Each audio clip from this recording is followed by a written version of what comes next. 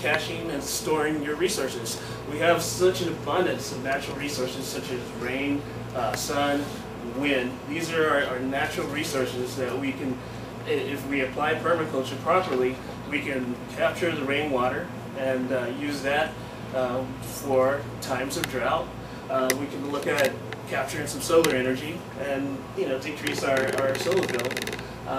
We could also look at capturing the wind and creating energy there. So these are things we're thinking about on a constant basis. Next slide, please. And obtaining a yield. So you put in effort and you put in work to grow food or capture rainwater or capture energy.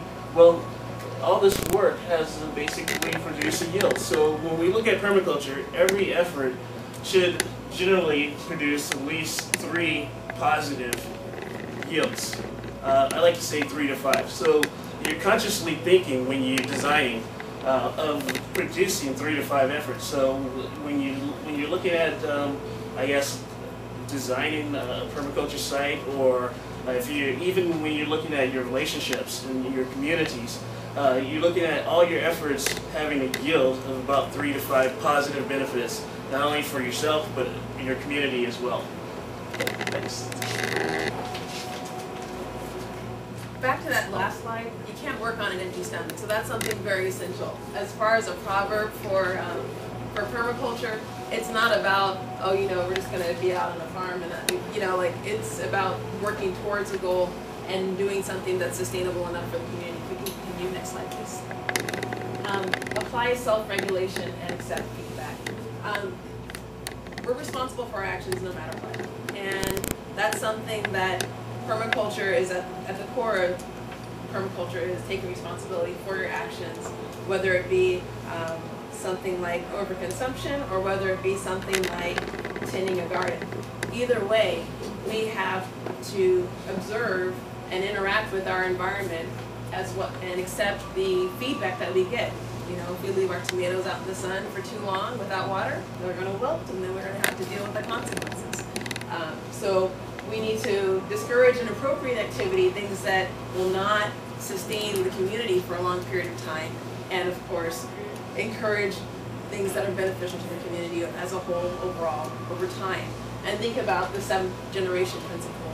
Once our actions, positive or negative, will affect us for 7 generations, according to old Indian Native American proverb. Next slide, please. Use and value renewable resources and services.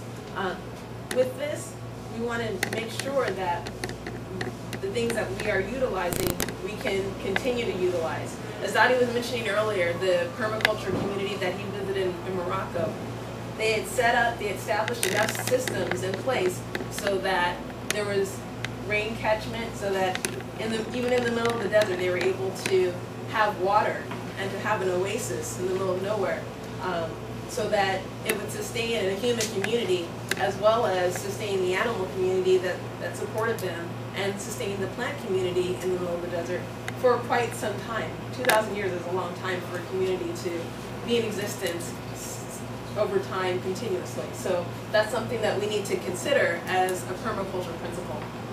Make the best use of nature's abundance. Next slide, please. Yes. Produce no waste. So this is very important. Everyone's keen on recycling nowadays.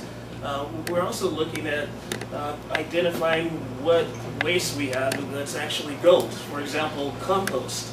Instead of throwing your orange peel into the trash can and it having to go to a landfill where it's going to benefit no one and only cost money, let's put that in a compost bin and learn how to compost and have that turn into good healthy soil for us 3 to 5 months from now. So look at all of your resources, and instead of looking at them as trash, try to determine what it can be utilized for in the future. Next slide, please.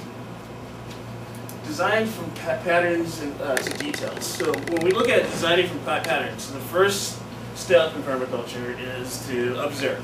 And the reason why you're observing is you're looking at ecology, you're looking at nature, and you're seeing why is nature surviving without us, because we didn't plant the rainforest.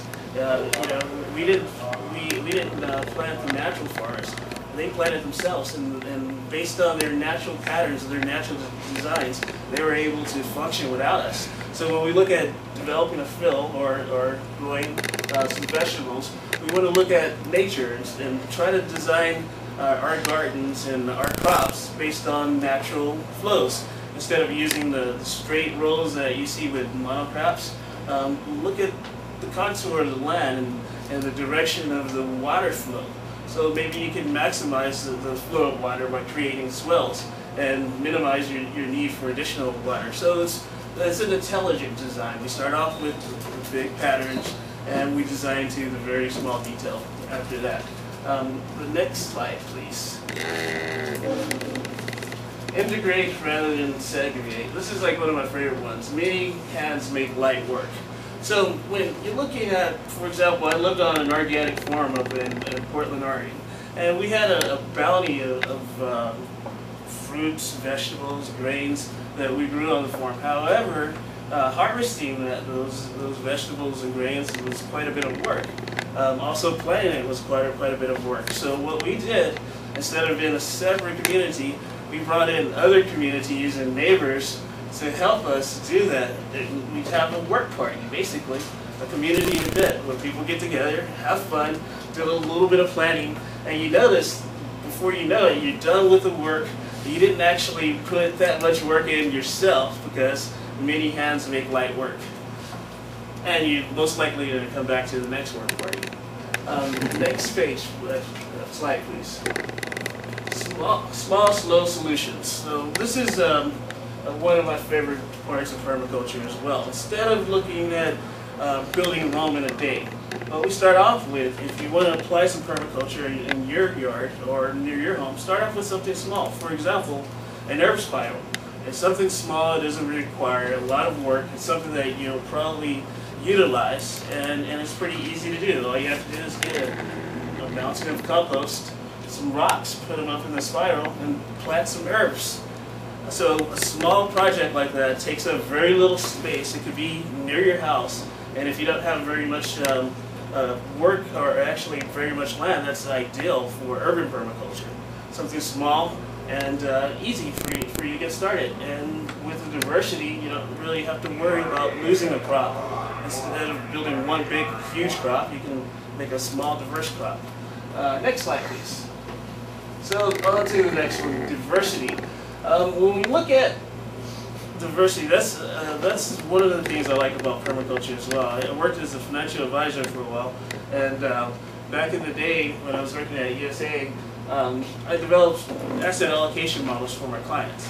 And when the market took a crash back in 2000, the clients that had implemented this asset allocation model didn't really lose any money, because they had a diversified portfolio that wasn't just all tech. The ones that only wanted to keep techs are the ones that actually put all their eggs in one basket. So we do the same thing when it comes to our permaculture designs. We look at it as an investment strategy, and we grow multiple crops, lots of different fruits and vegetables. So if you want to live and one crop gets eaten by aphids, have something that the aphids probably won't like. Also, look at integrating beneficial plants. That's one of the best natural means of pest control. Plants that are nitrogen fixers versus plants that suck a lot of nitrogen are good to mix together. Plants that ward off particular pests are